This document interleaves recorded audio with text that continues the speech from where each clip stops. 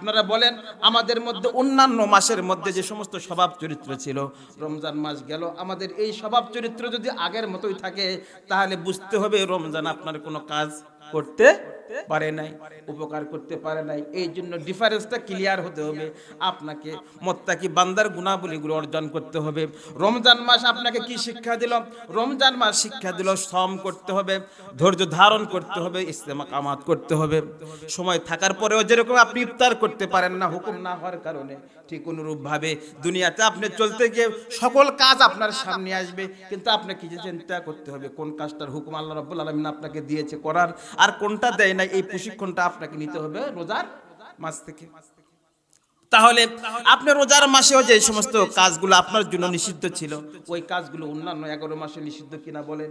কিন্তু যদি ওই মাস যে কাজগুলো আপনি রোজা অবস্থায় যেরকম মিথ্যা কথা বলেন নাই, অন্যান্য মাসের মধ্যে কি রোজা ওই অবস্থায় কি আপনার জন্য মিথ্যা কথা জায়েজ? জায়েজ নয়। তাই মানে ওই গুণটা আপনার মধ্যে অর্জন করতে হবে। রমজান মাসের শিক্ষা কি? আপনি দীর্ঘ সময় অনাহারে থাকতেছেন, এই যে ক্ষুধা দারিদ্রতার একটা কষ্ট কিরকম, এই ক্ষুধা দারিদ্রতার কষ্টটা অনুভব করার জন্য আল্লাহ রাব্বুল আলামিন আপনাকে রোজার বিধান দিয়েছে। আপনি না খায় থাকলে আল্লাহর উপকার হয়, বিষয়টি এমন নয়। বরং বান্দা, একজন মানুষ, একজন গরিব মানুষের কষ্টটা কেমন হয়, এই জিনিসটা তুমি কিভাবে ফিল করো, তোমার হৃদয়ে ধারণ করো, এই জিনিসটা বোঝার জন্য আমি তোমাকে রোজাটার বিধানটা দিয়ে দিয়েছি। বলুন সুবহানাল্লাহ। এই জন্য ভাইরা আমার, গরিব মানুষের কষ্ট কেমন হয় এই জিনিসটা শিক্ষা নিতে হবে রোজা থেকে। আল্লাহ রাব্বুল আলামিন নবীকে এতিম বানালেন, নবীকে গরিব ঘরে বানালেন। মক্কার কাফেররা বলতো একজন নবী হবে শ্রেষ্ঠ নবী, গরিব ঘরে কেন আসলো, বাপ নাই, এরকম মানুষকে কেন নবী বানালো? আল্লাহ রাব্বুল আলামিন নবীর এই অনুভূতিটা ব্যক্ত করলেন যখন যখন মা আমিনার কাছে যায় আরজি করতেন, মা এই যে খেলাধুলা শেষ হয়ে গেল, নিজ নিজ সন্তানে বাবারা এসে হাত ধরে ধরে সন্তানগুলোকে বাড়ি নিয়ে যায়। আমার বাবা তো আসে না গো মা, আমাকে কখনো নাম ধরে ডাকে না, আমি তো বাবাকে দেখি না। আল্লাহ রাব্বুল আলামিন আল্লাহর রাসূলকে সান্ত্বনা জানিয়ে দিলেন। আল্লাহ রাব্বুল আলামিন দুনিয়ার সকল নবীদের যে জিনিসটা দেন নাই, যে গুণাবলীটা দেন নাই, বিশ্ব নবীকে এমন কিছু গুণাবলী, এমন কিছু চরিত্র মাধুর্য দিয়ে মানুষের সামনে দৃষ্টান্ত স্থাপন করে দিয়েছেন। দুনিয়ার সকল মানুষেরা এই নবীকে দেখবে, শিক্ষা নিবে। গরিব মানুষেরা নবীকে দেখে সান্ত্বনা পাবে, যারা গরিব হবে তারা বিশ্ব নবীর চরিত্র দেখে সান্ত্বনা নিবে, যারা ইয়াতীম হবে তারা হতাশ হবে না। বিশ্ব নবীর মতো একজন শ্রেষ্ঠ ব্যক্তি, যে ব্যক্তিকে আল্লাহ রাব্বুল আলামিন সৃষ্টি না করলে দুনিয়ার কোনো সৃষ্টি করতেন না, দুনিয়ার কিছু সৃষ্টি করতেন না, সেই নবী যদি এতিম হয়, আমি হলে সমস্যাটা কি? সেই নবী যদি গরিব ঘরে জন্ম হয়, আমি যদি গরিব ঘরে জন্ম হলে আমার সমস্যাটা কি? কাজের মাধ্যমে, নিজের চরিত্রের মাধ্যমে বিশ্ব পরিমণ্ডলে নিজেকে উপস্থাপন করার নজির স্থাপন করেছিলেন তিনি কে? বিশ্বনবী। সেই বিশ্বনবীর চরিত্র থেকে আমাদের শিক্ষা নিতে হবে। কিন্তু বিশ্বনবীর চরিত্র থেকে আমরা শিক্ষা নেই না। বিশ্বনবীর শুধু দাড়িটা ভালোবাসি, সুন্নত খাওয়াটা, আপনি এই যে নবীর সুন্নত কিছু খাওয়া, দ্রব্যাদি মিষ্টি খাওয়া সুন্নতটা পছন্দ করি, লাউ খাওয়া কদু খাওয়া সুন্নতটা পছন্দ করি, এই সুন্নতগুলো পছন্দ করি। কিন্তু হকের জন্য আল্লাহ নবী যে যুদ্ধ করলেন, দান্দার মোবারক শহীদ করলেন, অন্যায়ের বিরুদ্ধে তিনি বজ্র কঠোর, এই জিনিসটা, এই আদর্শটা কিন্তু বিশ্বনবীর কাছ থেকে আমরা শিক্ষা নিলাম না।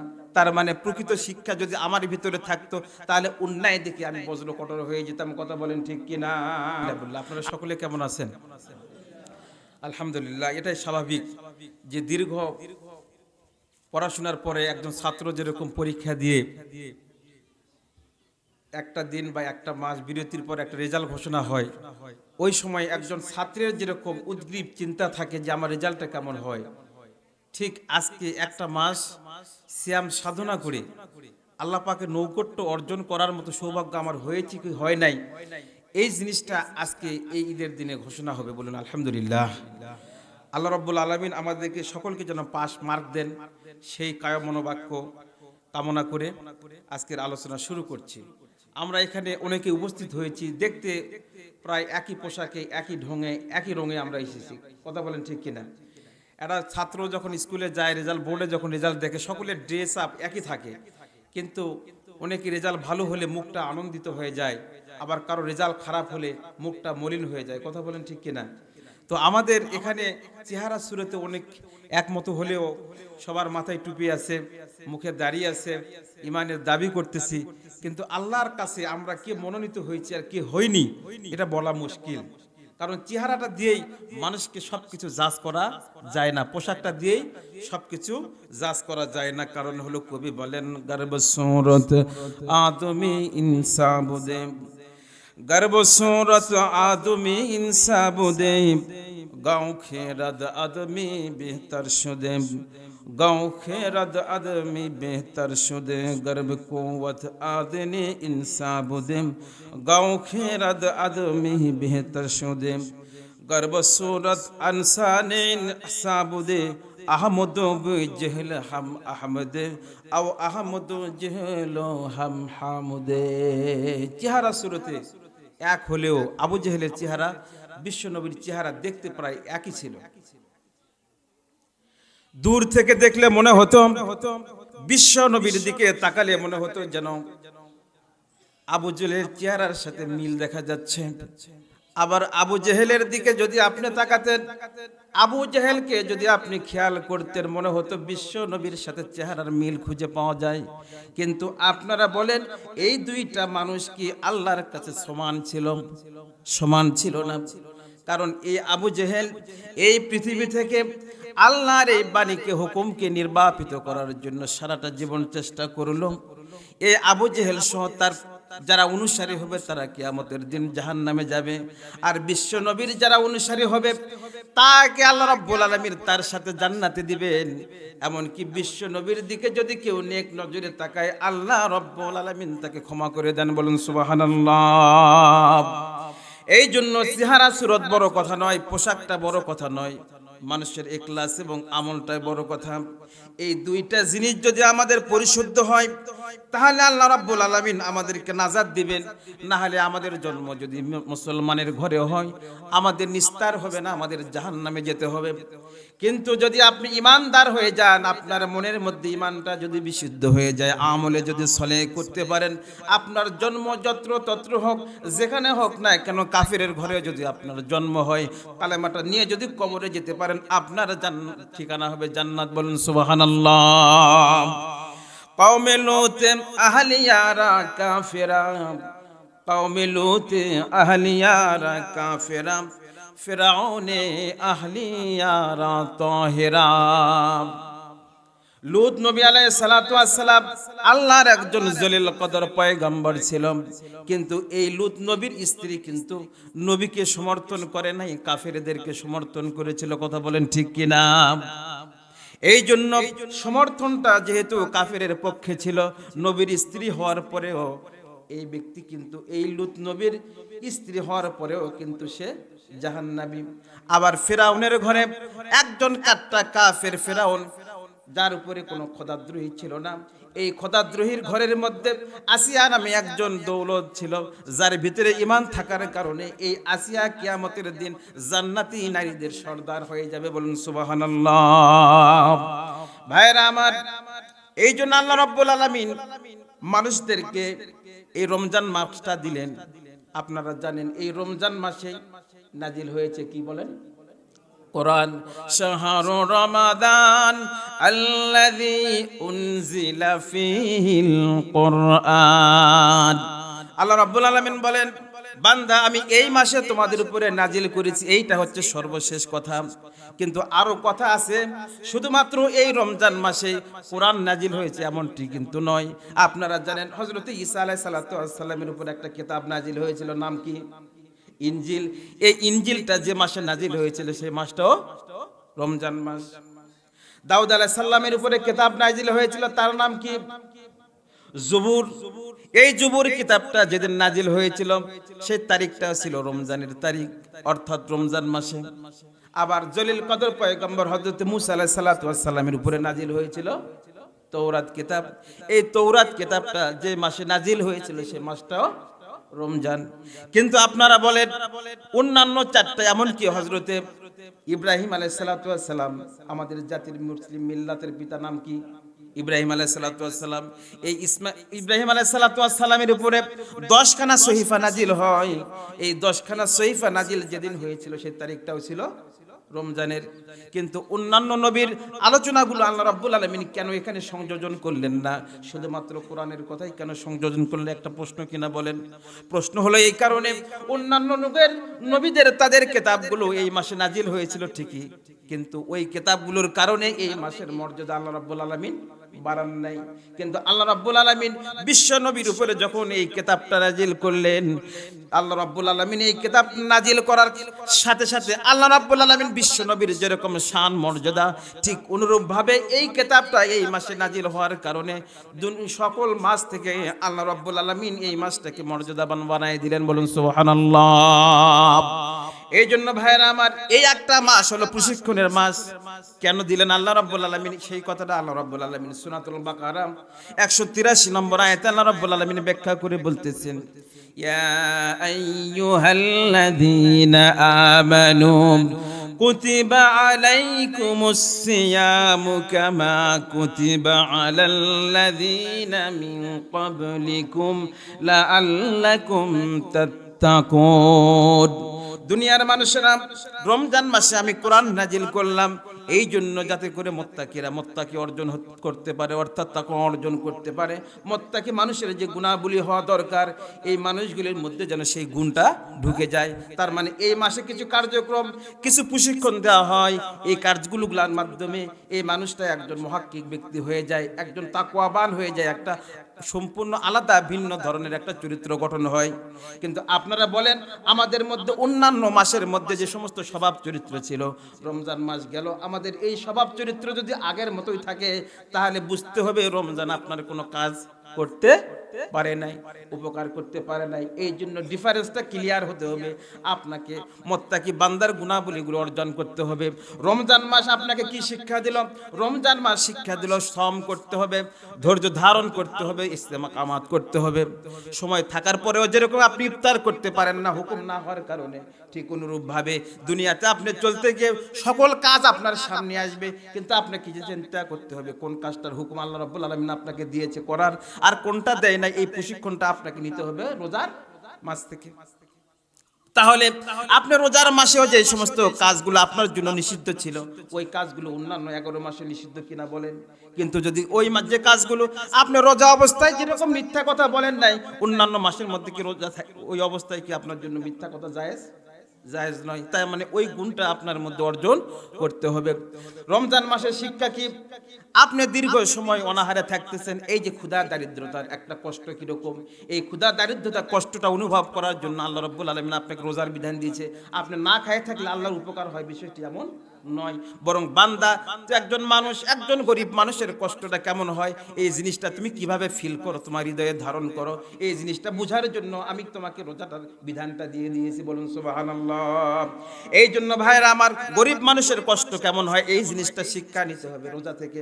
আল্লাহ রাব্বুল আলামিন নবীকে এতিম বানালেন, নবীকে গরিব ঘরে বানালেন। মক্কার কাফেররা বলতো একজন নবী হবে শ্রেষ্ঠ নবী, গরিব ঘরে কেন আসলো, বাপ নাই, এরকম মানুষকে কেন নবী বানালো? আল্লাহ রাব্বুল আলামিন নবীর এই অনুভূতিটা ব্যক্ত করলেন যখন মা আমিনার কাছে যায় আরজি করতেন, মা এই যে খেলাধুলা শেষ হয়ে গেল, নিজ নিজ সন্তানে বাবারা এসে হাত ধরে ধরে সন্তানগুলোকে বাড়ি নিয়ে যায়। আমার বাবা তো আসে না গো মা, আমাকে কখনো নাম ধরে ডাকে না, আমি তো বাবাকে দেখি না।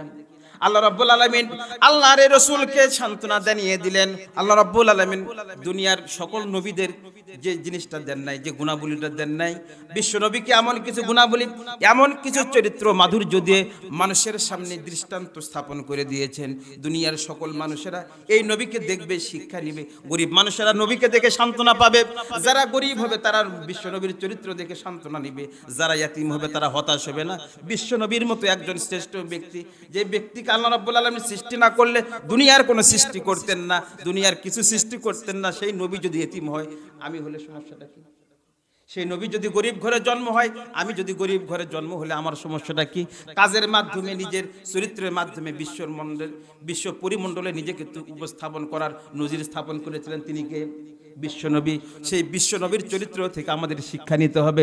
কিন্তু বিশ্বনবীর চরিত্র থেকে আমরা শিক্ষা নেই না। বিশ্বনবীর শুধু দাড়িটা ভালোবাসি, সুন্নত খাওয়াটা, আপনি এই যে নবীর সুন্নত কিছু খাওয়া, দ্রব্যাদি মিষ্টি খাওয়া সুন্নতটা পছন্দ করি, লাউ খাওয়া কদু খাওয়া সুন্নতটা পছন্দ করি, এই সুন্নতগুলো পছন্দ করি। কিন্তু হকের জন্য আল্লাহ নবী যে যুদ্ধ করলেন, দান্দার মোবারক শহীদ করলেন, অন্যায়ের বিরুদ্ধে তিনি বজ্র কঠোর।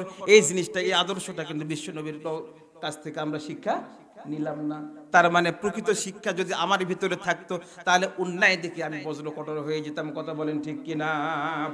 আমরা কিছু কাজ আমাদের অজান্তে হয়ে যাচ্ছে, এই কাজগুলো আমরা বুঝি না, আমরা সতর্ক হই না। ভালো কাজ নেক সুরতে শয়তান ধোঁকা দিচ্ছে। আপনি বিয়ে একটা পবিত্র জিনিস, একটা পবিত্র কাজ আপনি করতেছেন, সেখানে আপনি বলেন কেন গান বাদ্য বাজবে, বলেন এইটা তো ভালো কাজ। কাজের মধ্যে আপনি যদি খারাপ জিনিস ঢুকাই দেন, আপনি বলেন হিন্দুদের যখন পূজা পার্বণ বাজে, ওইখানে কি সাইদি সাহেব বা কোনো হজরতের একজন ওয়াজ বা কোরআন তেলাওয়াত বাজানো হয়? হয় না। তাহলে আপনি কেমন বুদ্ধিমান? আপনি একজন ইহুদি সংস্কৃতি, বিধর্মী সংস্কৃতি, আপনি পবিত্র একটা বিয়ে বাদ্যের যন্ত্রের মধ্যে কেন বিয়ের মধ্যে ঢুকাই দিচ্ছেন? এই কারণে আমাদের ভালো কাজগুলো কিন্তু বিষাদে পরিণত হয়ে যাচ্ছে। ভালো কাজগুলোর মধ্যে খায়ের বরকত হচ্ছে না। এই জন্য আগের দিনের মানুষের বিবাহ হতো, কাবিন লাগতো না, কিছুই লাগতো না, মোহরারা অল্প হতো, কিন্তু লাল কাপড় পরে, বেনারসি শাড়ি পরে স্বামীর ঘরে আসতো, সাদা কাপড় পরে কবরে চলে যেত। কথা বলেন ঠিক কিনা? কিন্তু আজকে ঘটা করে আয়োজন করে আপনি অন ইসলামিক সংস্কৃতির মাধ্যমে এই বিয়া নামক পবিত্র আয়োজনটা করতেছেন, অন ইসলামিক সংস্কৃতির মধ্যে ঢুকাচ্ছেন, খায়ের বরকত হচ্ছে না। লাখ লাখ টাকা মেয়ের ডিমান্ড করতেছেন, যৌতুক নিচ্ছেন, আবার মোহরানা বাঁধতেছেন, বিয়া কিন্তু টিকতেছে না। কথা বলেন ঠিক কিনা? এই জন্য সকল কাজ হতে হবে মুসলমানদের খুশি করার জন্য। কাকে? আল্লাহ রাব্বুল আলামিন। ওই আল্লাহ রাব্বুল আলামিনকে যদি খুশি করার জন্য যদি আপনি কাজ করেন, তাহলে ওই কাজের মধ্যে আপনি পরিত্রাণ পাবেন, অন্যথায় নয়। ভাইয়ের আমার, আল্লাহর নবী এমন একটা সভ্য জাতি, এমন একটা অসভ্য বর্বর জাতিকে সভ্য জাতিতে তিনি রূপান্তরিত করলেন। আপনারা জানলে আশ্চর্য হবেন। এই যে আজকে ঈদুল ফিতরের দিন, এই দিনেও কিছু সুন্নত আছে কিনা বলেন? বিশ্বনবীর এমন একটা চরিত্র যেখানে তার, আপনি কোন দিক দিয়ে ঘরের মধ্যে ঢুকবেন, স্ত্রীদের সামনে কিভাবে কথা বলবেন, সকল কিছু শিক্ষা দিয়েছেন কিনা বলেন? আপনি এই যে ঈদুল ফিতরের দিনে আসবেন, আপনার সকাল সকাল উঠা উচিত ছিল, কিন্তু আপনি উঠলেন দেরিতে। একটু ভালো পরিপাটি জামা গায়ে দিবেন। পরিপাটি জামা গায়ে দেওয়ার অর্থ এই নয় যে আপনাকে নতুন জামা পরতে হবে। নতুন জামা পরা কি বলেন? কিছুই না। নতুন জামা বাজার থেকে কিনে ঈদের দিনে গায়ে দিয়ে ঈদগাহে আসতে হবে, এটা ফরজও নয়, ওয়াজিবও নয়, নফলও নয়, সুন্নত নয়, কিছুই নয়। শুধু কিতাবের মধ্যে যে জিনিসটা পাওয়া যায় সেটা হচ্ছে এলবাস আহসানু মালাবিসিহি। বান্দা, তোমার কাছে যে জিনিসটা থাকবে, তোমার যদি 4টা 5টা যদি জামা থাকে, তাহলে ওই 4টা 5টার মধ্যে যেটা তোমার কাছে বেশি সুইজেবল হবে, যেটা ভালো লাগবে, ওই জিনিসটা পরে তুমি ঈদগাহে আসবে, এটা হলো সুন্নত। কিন্তু আমরা এই যে একটা নফল না কিছু না, এই জামাটা কেনার জন্য বাজারে যাচ্ছি, আবার নিজেরা যাচ্ছি, পাশাপাশি স্ত্রীদেরকে নিয়ে যাচ্ছি, কখনো স্ত্রীদেরকে দায়িত্ব দিচ্ছি। মা বোনেরা রোজা না থেকে বাজার করে মার্কেট করে ঈদ করতেছে, এই ঈদের কি দাম থাকতেছে বলেন? এই জন্য ভাইয়েরা আমার, কথাগুলো ভালো করে বোঝার চেষ্টা করেন। অল্প কথার মধ্যে কিছু আমি আলোচনা আপনাদেরকে শোনাবো। সেটা হচ্ছে, মানুষ যদি সভ্য না হয়, বিশ্বনবী এমন একটা ব্যক্তি ছিলেন, তিনি আইডিওলজি দিয়েছেন। ওই আইডিওলজিটা বিশ্বে কিভাবে ছড়িয়ে দিতে হবে সেই জিনিসটা তিনি প্রচার করেছেন। আবার জীবনে সেটা পরিপালন করলে জীবনের কি পরিবর্তন হয়, এই জিনিসটা কিন্তু দেখিয়ে দিয়েছেন কে? আল্লাহ রাব্বুল আলামিনের হাবিব বিশ্বনবী। আজকে এই যে পৃথিবীতে দেখেন, আজ থেকে 100 বছরের আগে দর্শন ছিল Plato, Einstein, Rousseau, Voltaire, Karl Marx, Lenin. আপনি কার্ল মার্কস যে থিওরিটা দিল, উনি জীবনে সেটা বাস্তবায়ন করতে পারেন নাই। লেনিন মাও সেতুং এসে চীন এবং রাশিয়াতে সেই জিনিসটা বাস্তবায়ন করে দেখিয়ে এলো, কিন্তু দেখার পরেও দেখলো এইগুলোতে শান্তি হচ্ছে না। একজন মুসলিম দার্শনিক ইবনে খালদুন বলেছেন, এই পৃথিবীতে মানুষকে শান্তি দেওয়ার জন্য মানব রচিত যতই সুন্দর আইন হোক, বিধান হোক, এইগুলো দিয়ে যদি মানুষকে সুবিচার করার, ইনসাফ করার যদি চেষ্টা করা হয়, সর্বোচ্চ এইগুলো পৃথিবীতে 100 বছর টিকবে, এর বেশি টিকবে না, যতই ভালো হোক না কেন। কিন্তু দেখা গেল যে কার্ল মার্কস যে তথ্য দিয়েছিলেন, লেনিন মাও সেতুং সেইগুলো রাশিয়া এবং চীনে বাস্তবায়ন করে দেখা গেল আসলে সেখানে শান্তি হচ্ছে না। মানুষগুলো ধর্মকর্ম, ধর্ম নিরপেক্ষতার নামে ধর্মহীনতা সেখানে শেখানো হচ্ছে। রাশিয়ার বুকে মসজিদ আছে, মসজিদে নামাজ পড়ার মতো লোক নাই। ইহুদিদের গির্জা আছে, সেখানে কোনো ইহুদি জাতি ইবাদত করে না। বৌদ্ধদের পেগোডা আছে, সেখানে ইবাদত হয় না। চীনে বৌদ্ধদের পেগোডা আছে, সেখানে মানুষ যায় না। মুসলমানদের মসজিদ আছে, সেখানে যায় না ধর্মনিরপেক্ষতার নাম করে। তার মানে ধর্মনিরপেক্ষতা মানে ধর্মহীনতা। এইটা হলো কুফরি মতবাদ। এইটা মানুষের মুসলমানদের রাজনীতিতে কখনো ঢুকতে পারে না। কথা বলেন ঠিক কিনা? কিন্তু বিশ্বনবী এমন একটা দর্শন দিলেন, আল্লাহ রাব্বুল আলামিন এই দর্শনটা স্বয়ং রাসূলের উপরে নাজিল করলেন। আল্লাহ রাসূল সেই জিনিসটা জীবনে বাস্তবায়ন করলেন, আর সমাজের মধ্যে এমন পরিবর্তন ঘটায় দিলেন যে আবু জেহেল সারাটা জীবন কষ্ট করলো, চেষ্টা করলো, প্রচেষ্টা করলো আল্লাহর এই বিধানকে, রসুলের এই বাণীকে দুনিয়া থেকে নির্বাপিত করার, কিন্তু শত চেষ্টা করার পরে আবু জেহেল সফল হয়েছে না বিশ্বনবী সফল হয়েছে? বলেন। বিশ্বনবী সফল হয়েছে, কারণ হলো আল্লাহ রাব্বুল আলামিন বলেন ইউরিদুনা লিইউতফিউ নূরাল্লাহি বিআফওয়াহিহিম আল্লাহু মুতিম্মু নূরিহি ওয়ালাউ কারিহাল কাফিরুন। দুনিয়ার কাফেরেরা, মুশরিকেরা তারা শত চেষ্টা করতেছে আল্লাহর জমিন থেকে আল্লাহর দিনটাকে নির্বাপিত করার জন্য, কিন্তু আল্লাহ রাব্বুল আলামিন কি বসে থাকেন? থাকেন না। সাথে যা কারাহা হে, বিশ্বকবি, কবি সম্রাট আল্লামা ডক্টর ইকবাল রহমতুল্লাহ আলাইহি কি সুন্দর করে এর ব্যাখ্যা করে তাহকিক করতে বলে বলতেছেন, সাথে যা কারাহা হে আজল সে তা এমরোজ সেরারে মুস্তাফা বি সে সেরারে আবু লাহাবি।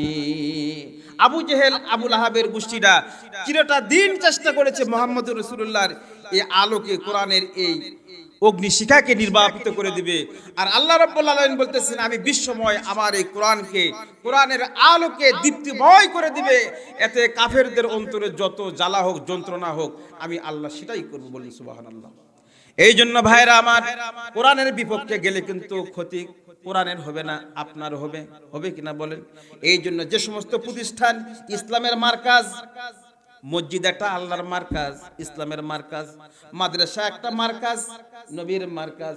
মানুষের দোষ থাকতে পারে, কিন্তু প্রতিষ্ঠানে কিন্তু দোষ থাকতে পারে না। ইমাম অযোগ্য হতে পারে, কিন্তু এই মাঠ কিন্তু অযোগ্য নয়। সুতরাং আপনি ব্যক্তির উপরে রাগ থাকতে পারে, ব্যক্তির উপরে আপনার সিদ্ধান্ত থাকতে পারে, কিন্তু প্রতিষ্ঠানের উপরে নয়। আর যদি এই প্রতিষ্ঠানের উপরে যদি রাগ করেন, লাভ কিছুই হবে না। আপনারা বলেন, এই যে একটা প্রতিষ্ঠানে আমরা নামাজ পড়ার জন্য এসেছি, এই জমিনটা কি আজ থেকে আরো হাজার হাজার বছর পূর্বে ছিল কি ছিল না? বলেন।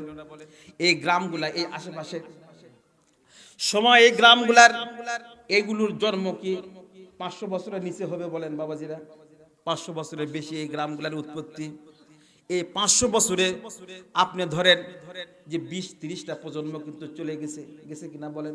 জায়গা ছিল, লোক এসেছিল, দুনিয়া থেকে চলে গেছে। কারা এসেছিল তাদেরকে আমরা চিনি না, তাদেরকে জানি না। কিন্তু আপনি বলেন এই 2023 সালে এসে এই জমিনে এই বাগানটা কেন হলো? তার মানে আল্লাহ রাব্বুল আলামিন ওই যে আজাল দিয়েছিলেন, যে সময় দুনিয়াতে যা কিছু হবে ওই সময় মতো। আর ওই মানুষগুলো আপনার বাবা দাদারা চলে গেল, তাদের কপালে নসিবে হলো না, কিন্তু আপনার সময় আসে এই যে পবিত্র বাগানটা তৈরি হলো। এটা আপনি আমি থাকবো না, কিন্তু এই বাগানটা থাকবে কি থাকবে না? বলেন। অবশ্যই থাকবে। শুধু থাকবে না, দিন দিন আরো বড় হবে, আরো ফুলে ফলে সুশোভিত হবে। যদি তাই না হতো, আপনি বলেন এই বিশ্বে বলেন এমন কোন প্রতিষ্ঠান আছে যে প্রতিষ্ঠানগুলো, মসজিদ বলেন, মাদ্রাসা বলেন, জন্মের সময় একটু কিন্তু বিভিন্ন ভাবে কিন্তু সমস্যা হয় কি হয় না? বলেন। মানুষের জন্মের মধ্যে যেরকম ত্রুটি থাকতে পারে, মানুষ একটা জন্মটা দেখেন সাধারণ জায়গা থেকে হয়, কিন্তু এই মানুষটা যখন জন্ম নেওয়ার পরে তার কিছু কাজের মাধ্যমে, বুদ্ধি, পরামর্শ, পরিকল্পনার মাধ্যমে তার জীবনটাকে রঙিন করে মানুষের সামনে উদ্ভাসিত হয়ে যায়। ঠিক অনুরূপভাবে এই প্রতিষ্ঠান অতি সাধারণ একটা পুকুরের গর্ত ছিল, একটা জমির একটা নিচু জমি ছিল, কিন্তু এই জায়গাটা আস্তে আস্তে প্রতি বছর বাড়তে বাড়তে এমন একটা পর্যায়ে চলে যাবে যে মানুষ আপনাকে চিনবে না, কিন্তু এই প্রতিষ্ঠানের কারণে আপনাকে চিনবে। কথা বলেন ঠিক কিনা? এক সময় এমন হবে, আমি ছোট্ট একজন মানুষ এখানে দায়িত্ব পালন করি, এই কারণে এই গ্রামটাকে কেউ চিনবে না, এখানে কে দায়িত্ব পালন করে কেউ চিনবে না। কিন্তু আপনারা বলেন, যদি আল্লামা মামুনুল হককে যদি একটা ঈদগাহের মাঠে এখানে এনে দাওয়াত দেওয়া হয়, তাহলে ওই একটা ঈদের নামাজ উনি জীবনে একবার পড়ে যাবে, এই আশেপাশে 14 গ্রামের মানুষ জানবে যে ওই মাঠে আল্লামা মামুনুল হক এসেছিল। কথা বলেন ঠিক কিনা? ঠিক অনুরূপভাবে কিছু মানুষের কারণে, মানুষের কোয়ালিটির কারণে, তার কাজের মাধ্যমে আল্লাহ রাব্বুল আলামিন তাকে সম্মানিত করেন। ঠিক অনুরূপভাবে আপনাদের সৌভাগ্য, আল্লাহ রাব্বুল আলামিন আপনাকে সুযোগ দিয়েছেন, আপনাদের এই সমস্ত কাজের মধ্যে শামিল করেছেন। হয়তোবা আমি চলে যাব, কিন্তু তারপরে যদি হতো তাহলে এই সৌভাগ্য আপনাদের আমার হতো না। ভাইরা আমার, এই জন্য এই প্রতিষ্ঠানগুলোকে নিয়ে সম্মান করেন, গর্ববোধ করেন। আপনি নিজের সন্তানকে ভালোবাসলেন, জীবনের সব কিছু উজাড় করে তাকে আপনি লালন পালন করলেন, কিন্তু অনেক সন্তানের আয়ের টাকা কিন্তু বাবা মা কিন্তু ভোগ করতে পারতেছে না, কথা বলেন ঠিক কিনা? কিন্তু আপনি এই প্রতিষ্ঠানটাকে অবহেলা করতেছেন, কিন্তু এই প্রতিষ্ঠানের কারণে কিছু মানুষ এখানে যুগ যুগ ধরে নামাজ পড়বে, এই মানুষগুলো সিজদা দিবে, আলেম ওলামা থাকবে, আপনাদের জন্য দোয়া করবে। আপনি কোন কবরে আছেন আপনার পরিবার কেউ হয়তো জানবে না, ওইগুলো মিশে যাবে, মানে মাটির সাথে বিলীন হয়ে যাবে, কিন্তু সোয়াবগুলো একেবারে টাটকা নগদ সোয়াব কিন্তু আপনার আমলনামায় জমা হতে থাকবে। বলুন আল্লাহু আকবার। ভাইরা আমার, এই প্রতিষ্ঠানগুলোর কিছু বৈশিষ্ট্য রয়েছে। ঈদের নামাজ তো আপনি ঘরের মধ্যে পড়লেও হতো, নামাজ পড়াটাই যদি উদ্দেশ্য হতো, তাহলে ওই দুইটা সিজদা আল্লাহ পাক আপনাকে ঘরের মধ্যে নিলে কি সমস্যা ছিল বলেন? নামাজ পড়ায় যদি ঘরের মধ্যেই যদি উদ্দেশ্য থাকতো, তাহলে মসজিদে দামাত কেন ফরজ করে দেওয়া হলো? এই জন্য ফরজ নামাজটা জামাতে বিনা ওযর ছাড়া, অসুস্থ ছাড়া যদি কেউ মসজিদ ছাড়া বাড়িতে পড়ে নামাজ হবে না, পরিষ্কার কথা। আর যদি কেউ নামাজ না পড়ে তাহলে সে কাফের হয়ে যাবে। তারাকা সালাত মুতাআম্মিদান ফাকাদ কাফারা। নামাজ এত হালকা বিষয় না। আপনি যদি ইচ্ছাকৃতভাবে যদি নামাজ কাজা করেন, আপনি কাফের হয়ে যাবেন, আপনার ভিতরে ঈমান থাকবে না। আপনি যখন আবার নামাজে দাঁড়াবেন, ওই ঈমানটা আপনার ভিতরে আবার প্রবেশ করবে। যতক্ষণ নামাজ ওয়াক্ত ছিল, নামাজ পড়েন নাই, বেনামাজি অবস্থায় ছিলেন, ওই সময় ঈমানটা আপনার ভিতর থেকে চলে গিয়েছিল। ভাইরা আমার, এই জিনিসগুলো কেন দিলেন? এইগুলো হচ্ছে একটা সামাজিক একটা মার্কাজ। এই যে দেখেন, আপনার ডানে বামে তাকায় দেখেন, কিছু মানুষ উঁচু নিচু আছে, ধনী গরিব, কালো ফর্সা সব কিছু আছে, কিন্তু এই মানুষগুলো যখন এক কাতারে আসে, এই মুহূর্তে দেখেন কারো মনের মধ্যে কি কোনো হিংসা আছে? আছে? হিংসা নেই। কারো মনের মধ্যে রাগ আছে? রাগ নেই। সবগুলো আমরা পরিত্যাগ করে মনটা আমাদের ফ্রেশ হয়েছে কিনা? আল্লাহ রাব্বুল আলামিন ওই জিনিসটাই চাই, বান্দা। এইগুলো হচ্ছে সামাজিক মুআমালাত, মুআশারাত, চারটা জিনিসের সমন্বয়কে ইমানদার বলা হয়। একজন ইমানের মধ্যে, একজন ইমানদারের ভিতরে যদি চারটা গুণ থাকে, ওই ব্যক্তিটাকে পরিপূর্ণ ইমানদার বলা হয়। যদি ওই লোক ভেজাল ইমান নাই, মসজিদেও যায়, আবার মাজারে গিয়ে সিন্নি দেয়, সন্তান চাই পীর সাহেবের পা ধরে, এরকম আছে কিনা বলেন? তাহলে তার ইমানটা কিন্তু বিশুদ্ধ নয়। তাহলে বিশুদ্ধ ইমানের অধিকারী হতে হবে। এই বিশুদ্ধ ইমানের অধিকারী আবার ভালো মন্দ সবকিছু জাজ হয় কোত্থেকে? আসমান থেকে। সুতরাং কোনো মানুষ আমার কোনো কিছুই করতে পারে না। করতে পারেন কে? আমার দায়িত্ব চেষ্টা করা, চেষ্টার ফল দিবেন কে? আল্লাহ রাব্বুল আলামিন। এই জন্য বিশুদ্ধ ইমানের যদি অধিকারী হন, আপনি অল্প আমল করবেন, আল্লাহ রাব্বুল আলামিন আপনাকে জান্নাত দিয়ে দিবেন। আর না, ইমানের মধ্যে যদি ভেজাল থাকে, আমল বেশি হবে কিন্তু কাজ হবে না। আপনার খোলাই ঝুরতি যদি ছিদ্র থাকে, যদি বড় একটা ছিদ্র থাকে, আপনি যত বেশি মাছ ধরেন না কেন, দিন শেষে দেখবেন আপনার খোলে মাছ নেই। আর আপনার খোলইটা যদি ভালো হয়ে যায়, জালটা যদি ভালো হয়ে যায়, মাছ যদি অল্প হয়, যে কটা মাছই আপনি ধরেছেন সবগুলো কিন্তু আটকা পড়বে, কথা বলেন ঠিক কিনা? এই জন্য ইমানগুলো আপনার বিশুদ্ধ হতে হবে। তারপরে 2 নাম্বার হলো ইমান ভালো হতে হবে। 2 নাম্বার আপনার মুআমালাত ভালো হতে হবে। মুআমালাত, মানুষের সাথে উঠতে চলতে ফিরতে আপনার জন্য আচরণগুলো কেমন হয়, এই জিনিসগুলোর মধ্যে পার্থক্য হবে। ইহুদি এবং খ্রিস্টানের আচরণের সাথে যদি আপনার আচরণ মিলে যায়, তাহলে আপনি ইমানদার হতে পারবেন না। আমার রসুলের আচরণ আর সাধারণ আচরণ, মানুষের মধ্যে আচরণের পার্থক্য ছিল কি ছিল না বলেন? বিশ্বনবীর ধৈর্য কতটা ছিল? হযরতে ফাতেমার বাড়িতে গেলেন একটু আহার নেওয়ার জন্য, 2 দিন থেকে অনাহারে, নিজের বাড়িতে খাবার নেই, মেয়ের বাড়িতে গেলেন, হয়তো মেয়ের বাড়িতে গেলে কিছু পাওয়া যাবে। যায় দেখে হাসান হোসেন কান্নাকাটি করতেছে। জিজ্ঞেস করলেন, ফাতেমা, হাসান হোসেন কান্দে কেন? বলল, বাবা 2 দিন থেকে কিছু খাই নাই। নিজের কথাটা গোপন রাখলে, আহারে আমিও তো খাই নাই, আমি একটু খাওয়ার জন্য আসলাম, আসে দেখি তারাও তো না খেয়ে আছে। কিন্তু আল্লাহ রসুল নিজের ক্ষুধা কষ্ট সহ্য করতে পারেন, কিন্তু হাসান হোসেনের ক্ষুধা কষ্ট তিনি সহ্য করতে পারেন না। চলে গেলেন একজন ইহুদির বাড়িতে। বাড়িতে যায় দেখি ইহুদির বাগানে কাজের জন্য লোক নিয়োগ করতেছে। আল্লাহ নবী বলেন, ভাই ইহুদি, আপনার এই বাগানের জন্য আমাকে একটু নিয়োগ দেন।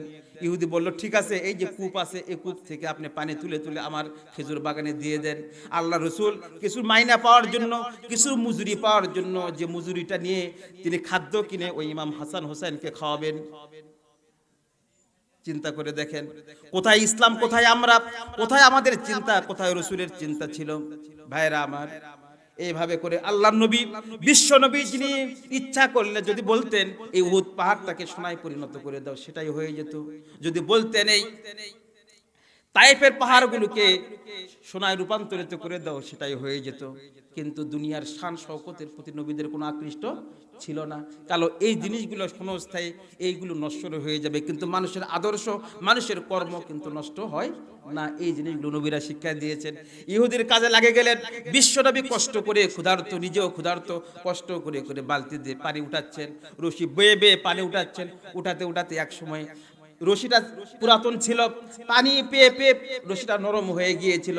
কোনোভাবে ওখান থেকে আল্লাহ নবীর হাত থেকে ডিসকানেক্ট হয়ে গিয়ে বালতিটা কূপের মধ্যে পড়ে গেল।